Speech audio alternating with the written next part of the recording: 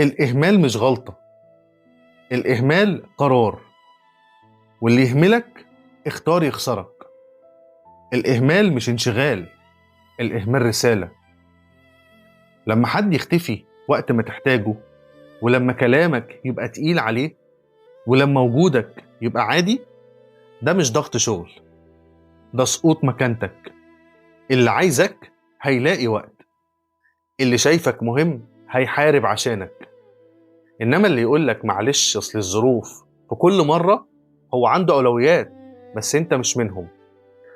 أصعب حاجة مش إن حد يهملك، أصعب حاجة إنك تبرر له إهماله.